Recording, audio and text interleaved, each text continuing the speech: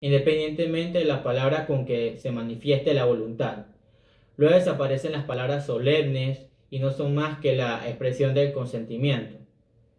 Debido a influencias orientales que utilizaban profundamente la escritura en todos los actos de la vida civil, era frecuente en el derecho clásico redactar un documento que se llama instrumento, que testimoniara la estipulación.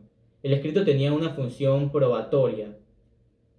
Justiniano eleva el escrito al rango de prueba absoluta para que la estipulación con una sola excepción, que mediante otro escrito testimonios intachables se demostrara que las partes no se encontraban en la misma ciudad de estipulación, esto de manera coartada. Lo cual significa que de ahora en adelante los requisitos y la oralidad de la presencia de las partes vienen a menos, en cuanto quedan reducidos a una simple presunción, desvirtuales en contra de la prueba que esté contraria. Pero esto no significa que la estipulación haya transformado su formalidad en su formalidad escrita, sino que es una manifestación del consentimiento que también se puede expresar oralmente. Así la eficacia de la estipulación se vuelca en el consentimiento. Desaparecía la oralidad, la estipulación no es más que un contrato moderno y contemporáneo. La oferta seguida de la aceptación o manifestación recibía la voluntad. De tal manera, la estipulación para los romanos no representaba un contrato, sino un instrumento que servía para contraer una obligación por medio de un acuerdo de voluntades. La estipulación es el fundamento de todo sistema contractual romano y sobre el cual la jurisprudencia clásica construyó la doctrina de la obligación. Considerada la más importante de los contratos verbi, tenía una infinidad de aplicaciones, ya que se podía aplicar a diferentes prestaciones, cubriendo la mayoría de las necesidades contractuales de los ciudadanos romanos, otorgando así una fuerza obligacional a toda suerte de convenios que sirve para dar refuerzo a las relaciones.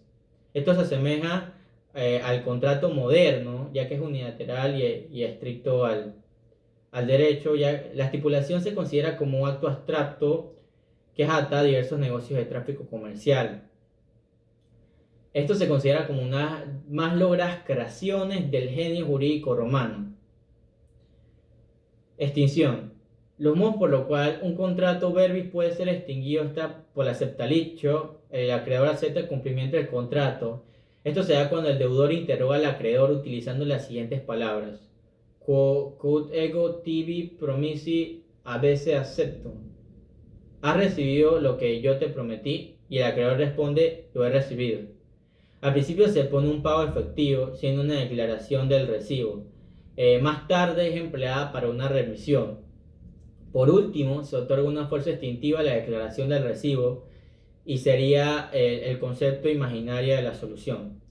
Debido a su estructura formal, la aceptalacho no admite términos ni condiciones, solo sirve para extinguir aceptaciones verbales estipulatorias, pero no a las demás. Si se desea la cancelación de una obligación que no sea derivada de un contrato verbal, es menester transformarlas antes por novación en las estipulaciones.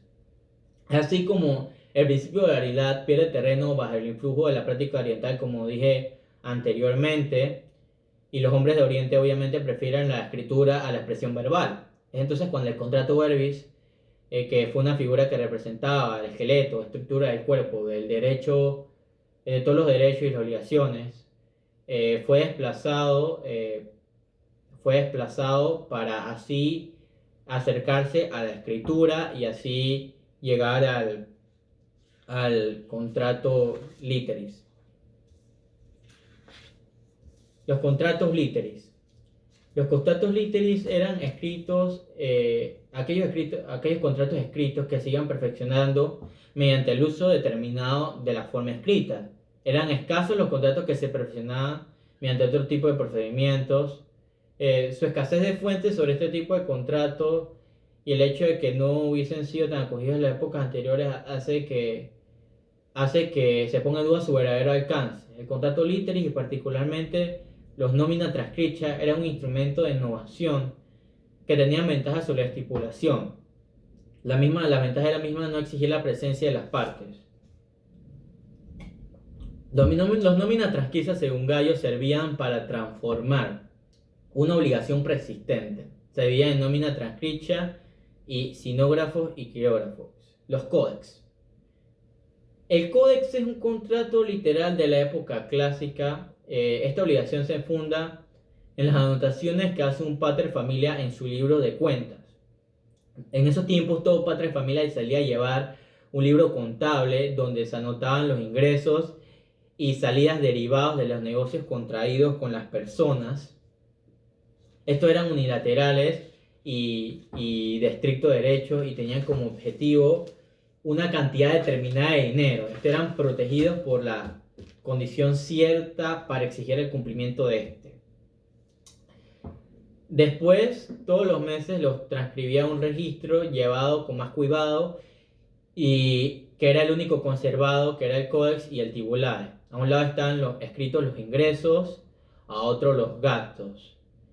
El códex reproducía así fielmente el estado de la caja arca y todo lo que salía de ella figuraba en el expensum y todo lo que entraba en el acceptum.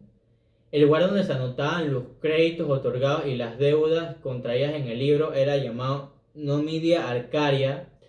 En la misma se mostraban los movimientos reales de un numerario entregado y recibido, porque en el caso de préstamos mutuarios la naturaleza de estos estaría sustentada en una causa civil de haber dado y recibido. Los nómina transcripta. Los nómina transcripta es el contrato literal de la época clásica. Esta es una obligación que se funda en las anotaciones que hace el paterfamilia en su libro de cuentas, basándose así también en el códex. Los nómina transcripta, según Gallo, podían ser de dos clases: arre in personam y a personam in persona. La primera implica la transformación de la obligación literal a una obligación de una causa distinta mediante una anotación en el libro contable. Se cambia la obligación. El acreedor anota en los accepti la página, la suma que se le dé el otro por una compraventa, como si lo hubiera sido realmente entregada. Al propio tiempo se escribe en la página misma la suma como entregada al deudor. Los nóminas transcripta persona in persona se verificaban para sustituir un deudor por otro nuevo. El acreedor anota el crédito contraticio, lo que le debe a Cayo. La nómina transcripta versa sobre una cantidad cierta de dinero engendra siempre deudas abstractas, las formas y las modalidades. El nomen transcriptum, ya mencionado anteriormente, constituye una mención inscrita por el acreedor en su códex con el consentimiento del deudor. No se conoce a fondo el detalle, pero sabemos que solamente se le relataba una causa de crédito y contenía esencialmente la palabra expensum, indicando que la cantidad que formaba el objeto de la obligación era tenida por pesada, y de ahí sobre el nombre de espilancho, dando algunas veces el contrato, que se le da algunas veces el contrato literis. El deudor no necesitaba inscribir en su código una mención correspondiente para que el contrato fuera perfecto. Debía constar la fecha para regular sus cuentas, pero no era necesario la validez del contrato. Bastaba con que la inscripción fuera hecha por el acreedor con su consentimiento. La base de esto reside en la premisa de que el contrato literis podía ser realizado entre ausentes. Los efectos. Como la estipulación, el contrato literis es unilateral y de derecho estricto, pero el objeto es mucho más restringido. La obligación que engendra no puede recaer más que sobre entidades de dinero determinadas, ya que estará siempre sancionada por la condictio creditae pecuniae. Aún en vigor en tiempo de Gallo, en el siglo II de nuestra era, los nómina transcripta cayeron un poco en desuso a medida que los romanos perdieron la costumbre de tener el códex. Este uso de la nómina transcripta quedó mucho más tiempo entre los banqueros y entre los textos de los jurisconsultos del siglo III, que están conservados en el Digesto. Ahí se habla de los nóminas a propósito de los argentari, pero en el Bajo Imperio ya no se menciona. Los chinografa y sinigrafa. Estos eran contratos literales, eran escrituras de deuda, eran contratos mucho más recientes que los mencionados anteriormente. Se dice que tenían su origen en el derecho griego. El chinografo o chinografa era un documento único que quedaba en el poder del acreedor y se atestiguaba el negocio efectivamente celebrado por ambas partes. El quirófrago exclusivamente probatorio era probatorio y este documento se mantuvo en la práctica judicial gracias a las finalidades probatorias mencionadas anteriormente que entrañaban. El sinigratum es redactado por un dolo original suscrito por los interesados. Cada uno, el acreedor y el deudor, conservaría un ejemplar, como dije, y se pueden atestiguar los negocios inexistentes, ya que el sinógrafo es el depositivo, puesto que el propio documento se erige causa una obligación. Esto no importa si existía o no la deuda.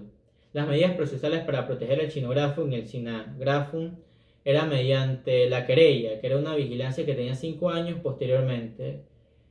Justiniano lo reduce a 2 años, las cuales partes no pueden querellarse, pero continúan obligadas porque la escritura es lo que le da carácter al contrato literario. La excepción non nutum era peculiar, la excepción de dinero no recibido, que anulaba el contrato por falta de causas, en Roma era utilizada por los peregrinos. Este documento se considera de existencia precaria, ya que en el siglo III no se reconocía su práctica judicial. Los contratos literis bajo Justiniano. Para los que no admiten la fuerza obligatoria de los